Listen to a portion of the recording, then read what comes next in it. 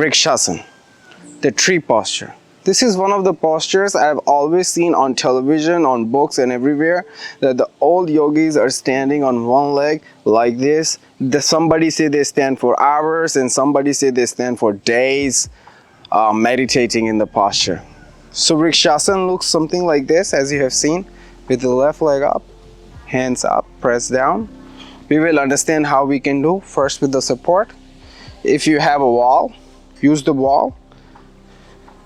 Your back, your glutes, your heels are a little bit in front of the wall or your support, a little bit depending on the size of your hips. You're gently touching the wall. Right leg up. Press the inside sole on the inside of the quadriceps of your left leg. Do not push so that your hips are going out like this. This is not a good idea. Everything is in place.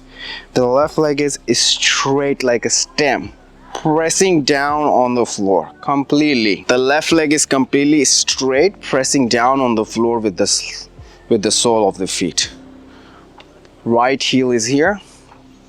The knees, depending how your range of motion of your inner thighs are, it can be the knees are like this when you first try and they're not going back, but the idea is that they go back so the hips are flat.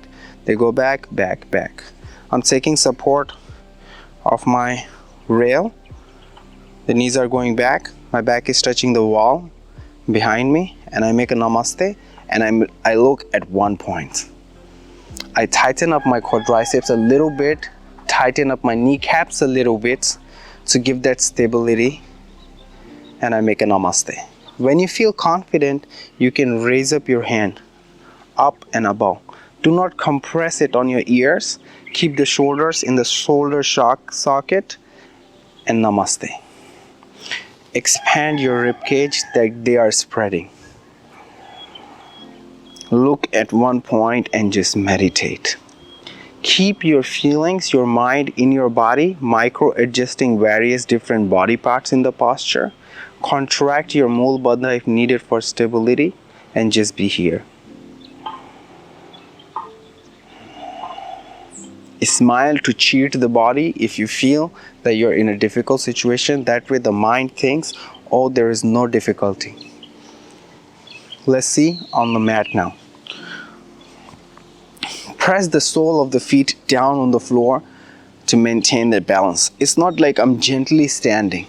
It's that imaginary thing that the floor is coming towards me and I'm trying to push the floor away from me. So I'm pressing it down constantly, lifting this part of the leg up, up, up, tightening up my quadriceps a little bit, kneecaps gently, but I'm not hyper extending like this. They're micro bent, but it's still under control.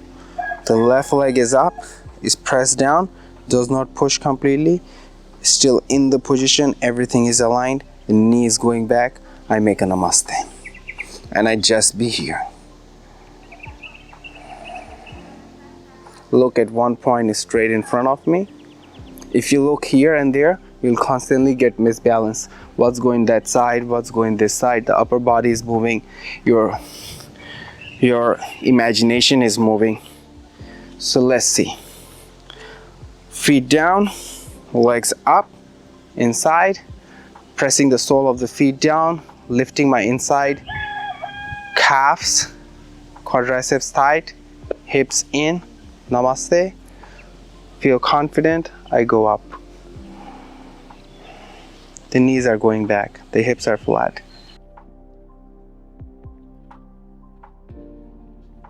Vrikshasana, tree posture. Let's quickly see it on the other side.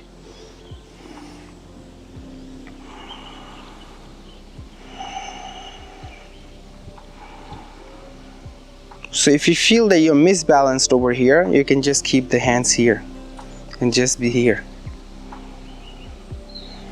Constantly keep your knees back. Micro adjust with the fingers. If you're becoming misbalanced, kind of grab the floor with your fingers. But at the same time, the balance should be in such a way that even if you're lifting your all fingers up, is completely pressing down with the sole of my feet, and that way I have the balance. And lately Afterwards, later on, I press the fingers down to grab the floor. So there is no gap between the feet and the floor, and it's completely stuck together. Vrikshasana, tree posture.